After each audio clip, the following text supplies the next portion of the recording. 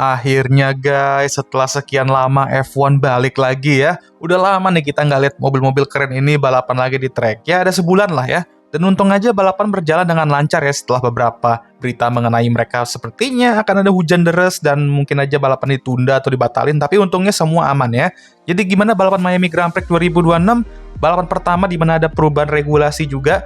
Well, bisa dikatakan nggak hanya perubahan teknis regulasi ini membuat driving jadi lebih baik ya, super clipping mengurang dan sebagainya, tapi balapan di Miami tadi juga dapat dikatakan merupakan balapan terseru sejauh ini di 2026. Maka dari itu rating gue ialah 4,5 dari 5 untuk balapan Miami Grand Prix 2026. Jadi nggak usah basa-basi, langsung aja gue bahas top 3 pembalap terbaik dan terburuk GP Miami 2026.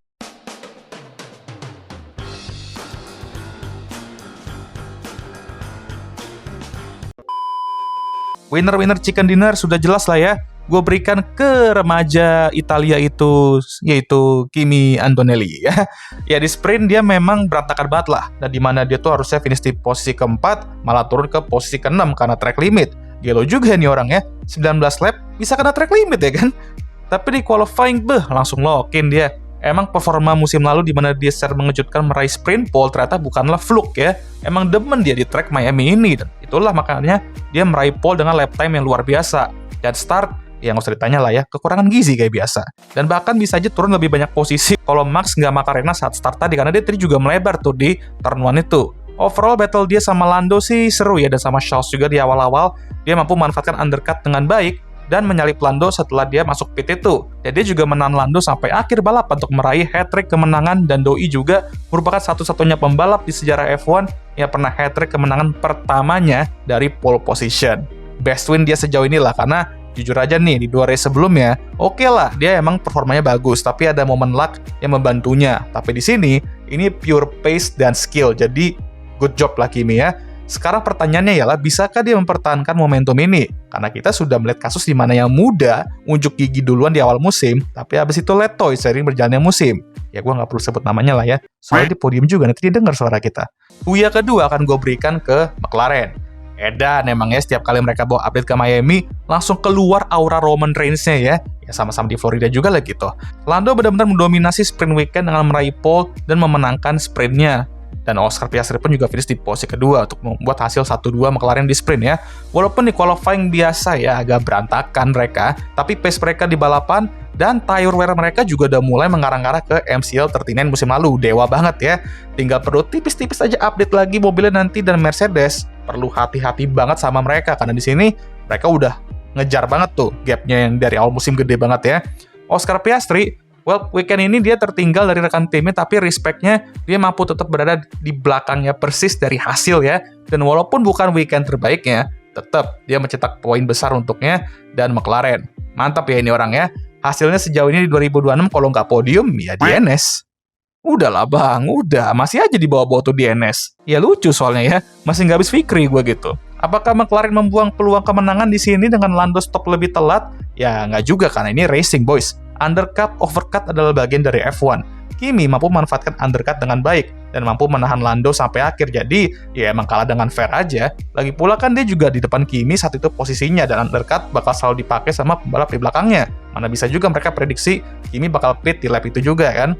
Tapi untuk bisa double podium dan 1-2 di sprint, McLaren sepertinya telah kembali. Untuk Buya ketiga, nah ini nih, gue akan berikan ke Williams. Mereka emang membawa beberapa update minor di sini, dan sepanjang weekend sebenarnya belum terlalu kelihatan banget apakah mereka bisa bersaing untuk poin di weekend ini ya. Tapi dengan kekacauan yang terjadi di depan, mereka tiba-tiba balapan di zona top 10. Gak hanya mereka di situ karena kekacauan di depan aja, tapi on merit dan pure pace juga. Bahkan mereka pun juga berduel dengan pembalap kayak Max Verstappen yang harus recover setelah Macarena di awal balapan ya.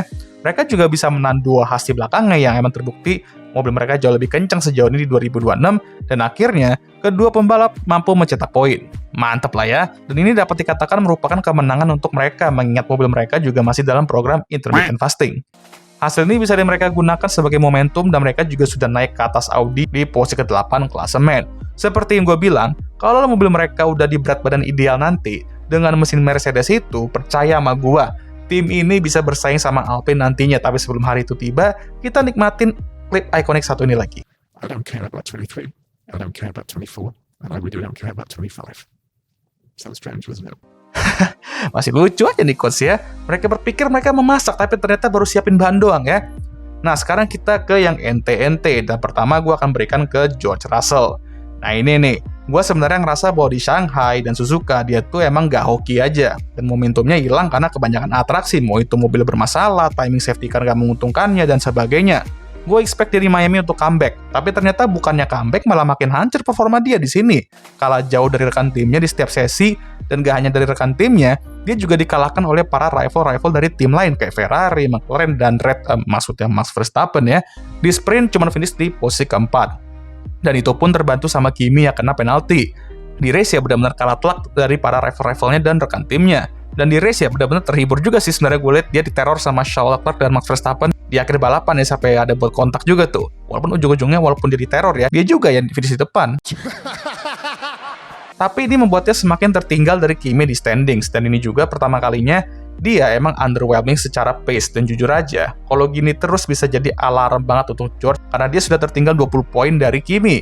Ini sedikit mirip kayak kasus Lando di awal 2025 kemarin. Nah, pertanyaannya bisa nggak dia melakukan hal yang sama?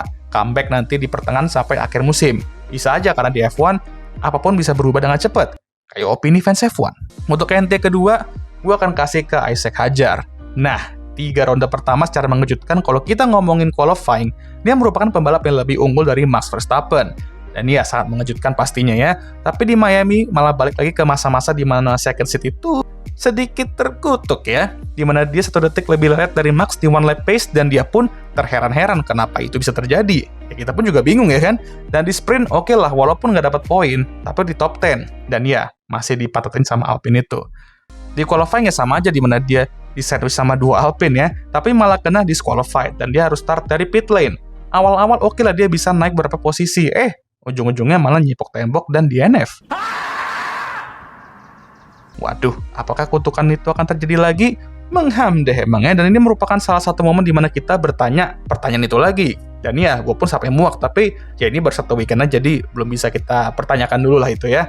Tapi setelah 3 ronde pertama yang solid itu, lalu lu pindah ke 1 weekend berikutnya, seketika ke flip coinnya nih, dan lu menjalani weekend yang buruk.